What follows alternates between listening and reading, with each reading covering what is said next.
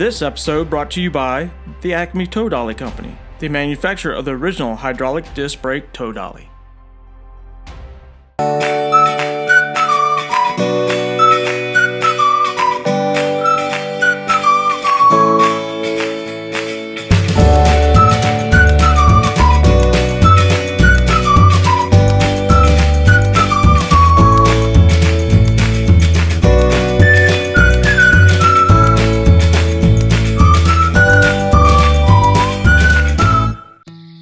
So after spending a few days at Little River Casino in Manistee, Michigan, we decided to head out to Muskallonge State Park in the Upper Peninsula.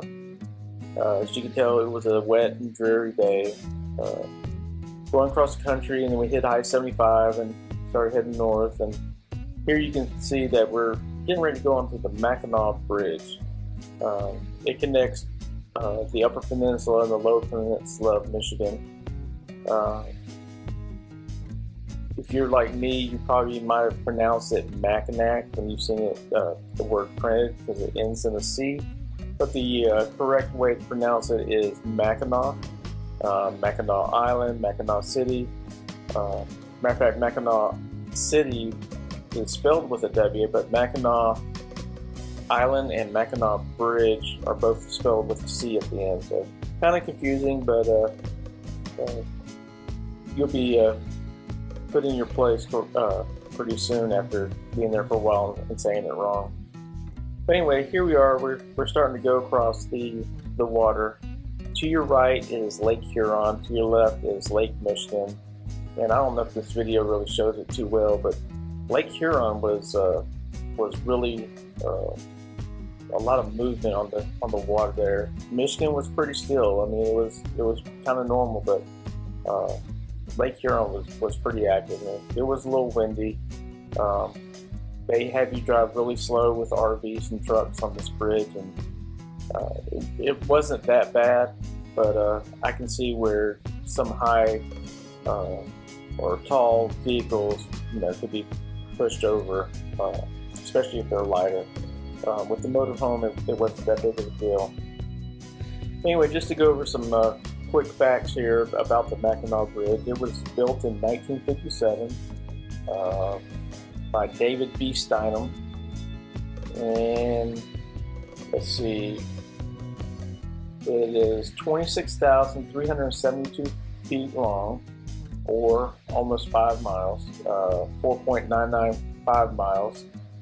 It's familiarly known as Big Mac and Mighty Mac, and it's the world's 19th longest main span and the longest suspension bridge between anchorages in the Western Hemisphere. As I mentioned, it's part of Interstate 75, and the lakes Michigan and Huron are the components between the straits there.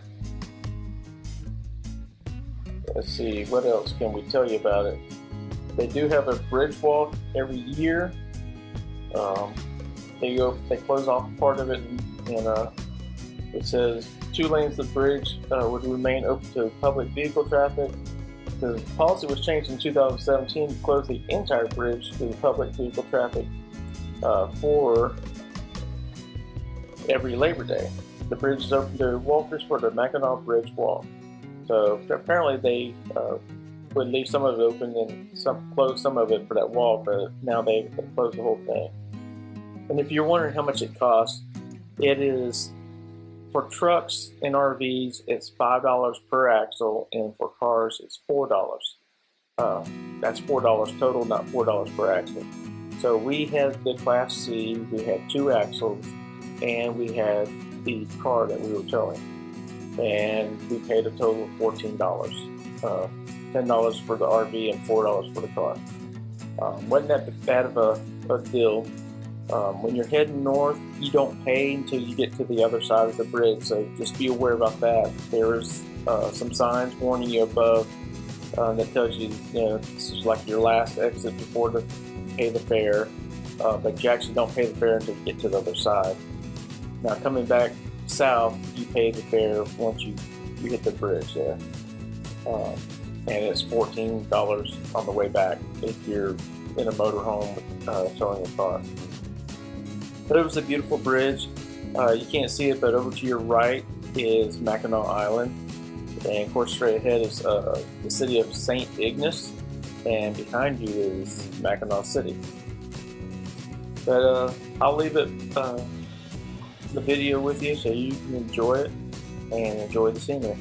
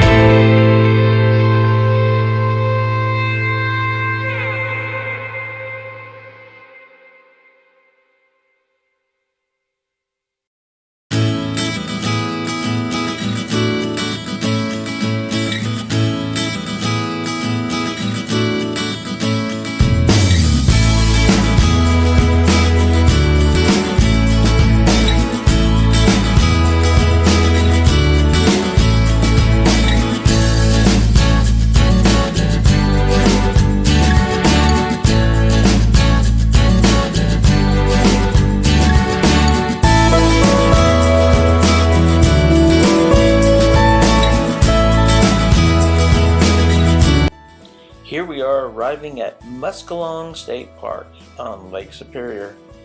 Just give you a hint here, and I didn't show it, cut part of the video out, really wasn't very interesting, but make sure you don't miss the entrance when coming from, I think, the town of Newberry. Make sure you don't miss the entrance to the campground on your left, because if you're towing something, motorhome, towing a car on a tow dolly, or either way, there's really not a good place for you to turn around and come back if you miss it. We went down past it too far, and basically I had to stop in the middle of the road and unload the car, and came back, and my wife brought the car back around, followed me, and as you can see, she magically appeared there on the screen in the little silver car. Anyway, after I got checked in, went to check out our site and set up camp. Another bit of information: if you've never stayed at Michigan State Park or state recreation area, you will need a pass for your vehicle. I can't remember exactly how much it is, but it's a yearly pass, or you can get a daily pass. I think it's $8 a day for a daily pass, or I want to say it's like $32. I may be wrong, but I think it's $32 for a year. We just went ahead and got the yearly pass. It's a little sticker you put in your windshield of the car. But it gets you into all the state parks and state recreation areas for that time period that you purchase it. This was a really nice lake, or campground, Muskallonge Lake State Park, and that lake in front of you is actually Muskallonge Lake. Lake Superior is back behind us, across the street from the entrance to the campground.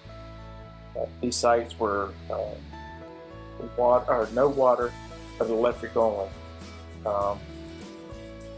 They had spigots around the campground that you could go and fill up some water containers, and and put them back in your RV, fill up your RV tanks. But it was a great campground. One thing that we're not used to is how packed and how crowded these campgrounds get here in Michigan. There's a lot of people who camp in Michigan, and I mean, it's a beautiful place, so there's no reason for them not to. A lot of tent campers, as you can see right there to the right, that's kind of behind us. Some more ahead there, as I'm getting ready to back in the RV. I had to get out and unhook the tow dolly. I cut out part of that video, or shortened the video, so you have to sit there the whole time. But unhook the tow dolly, push it to the back of the site, and then here I am back in the motorhome, all the way in. But yeah, it was a nice campground. There's a bathhouse right there, straight ahead. Never did go into it, so I can't tell you, how nice or how clean it was. I can tell you it was very busy. That sidewalk there came up to the side of our RV there, our campsite to the left, and there's a lot of foot traffic going up and down that sidewalk the 2 or 3 days that we were there. But will we go back? Yes, we would go back. But this was a really nice little campground. Hope you enjoyed it.